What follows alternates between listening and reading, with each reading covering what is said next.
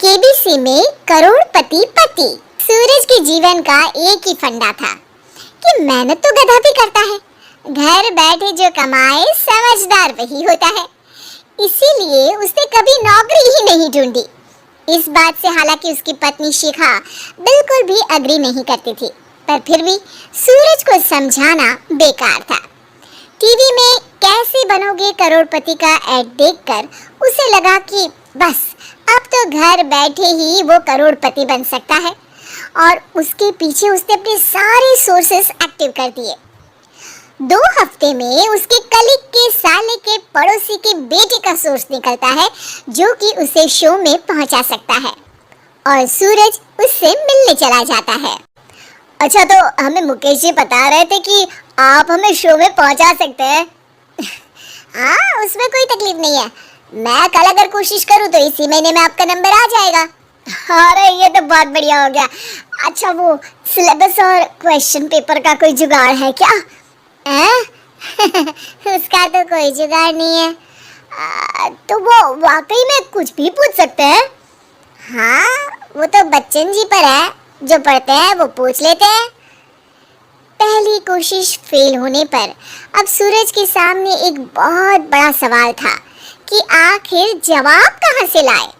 तब शिखा ने एक सजेशन दिया, क्यों ना सूरज अपने चचेरे भाई सुमित से मदद मांगे, जो कि यूपीएससी की तैयारी कर रहा था। हालांकि इतनी मेहनत करना सूरज को समझ में नहीं आता था, पर कोई और रास्ता ना मिलने पर वो आखिर सुमित से बात करता है। अरे सुमित, हमारा कैसे बनोगे करोड़पति के लिए सिलेक्शन होने वाला है, तुम हमें थोड़े चिट बनाने में मदद करोगे क्या? अरे भैया, चिट बनाए तो सालों हो गए, उसमें हमारा एक्सपर्टीज नहीं है, बल्कि आप बोलो तो हम आपकी पढ़ने में जरूर मदद कर सकते हैं। हट, कैसी अनाप शराब बातें कर रहा है तू। सूरज ने सुमित को मना तो कर दिया था, पर तैयारी करने के सिवाय कोई चारा उसे दिख भी नहीं रहा था, खासकर जब 12 के पेपर लीक करने के एक्सपर्ट शुक्ला जो भी हाथ जोड़ लेते हैं।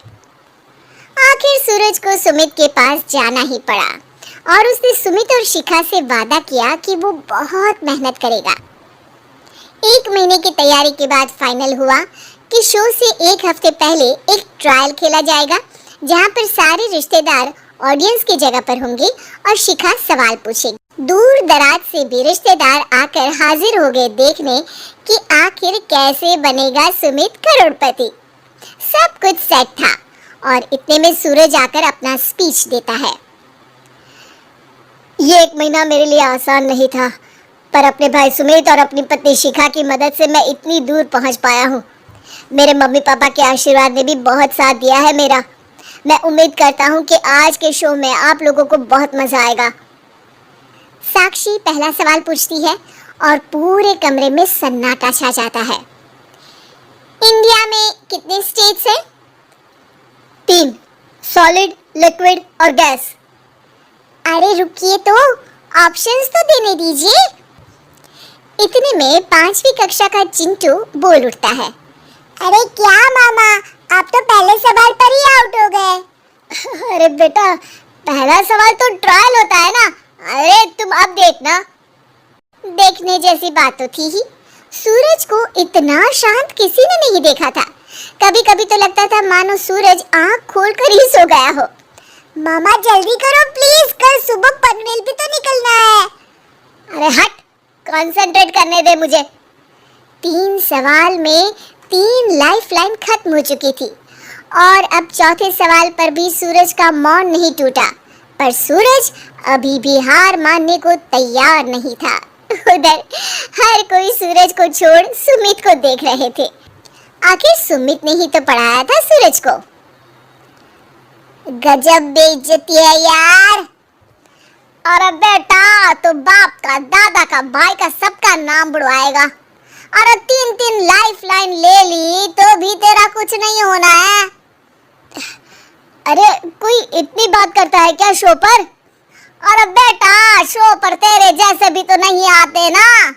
सूरज की ये जंग आखिर 1 घंटे बाद 5वें सवाल पर खत्म हो गई, जब उसने इंडिया के नेशनल बर्ड का नाम कहा, कौवा। अरे बेटा मजा तो बहुत आया, बस थोड़ा टाइम पर खत्म होता तो आनंद भी आ जाता। ताने बारिश के बूंदों की तरह बरस रहे थे और सूरज को भी समझ आ रहा था कि ये करोड़पति बनना शायद उसके बस के बाहर की बात है। पर वो आखिर ये बात मान कैसे लेता? वो सख्त लौंडा जो ठहरा, उसने सोचा कि बेइज्जती तो हो ही चुकी है, पर अगर मैं हार नहीं मानूं तो शायद कुछ हो सकता है। शिखा तुम देखना, असली शो में आग लगा दूंगा, आग, करोड़पति बनूंगा मैं। हाँ, सब्जियां खत्म हो गई है घर पे, ले आओ, पहले पति बन जाओ फिर करोड़पति बनना। अरे गजब बेइज्जती है यार। बेटा अभी तो घर पर ही हुई है, 1 हफ्ते में तो तुम देश के सामने करवा कर आओगे। वैसे जब टीवी पर जाओ ना तो बस अपने मम्मी का ही नाम लेना, ठीक है? कोई पूछे तो बोलना कि पापा नहीं है मेरे। अरे पढ़ाई की, पेपर निकलवाए, इतने सारे लोगों को खाना खिलवाया, क्या फर्क पड़ा? इसीलिए मैं कहता हूँ कि मेहनत तो गधा भी करता है, घर बैठे जो कमाए वही सिकंदर। लेकिन मामा, गधे भी जानते हैं कि हमारा राष्ट्रीय पक्षी मोर है।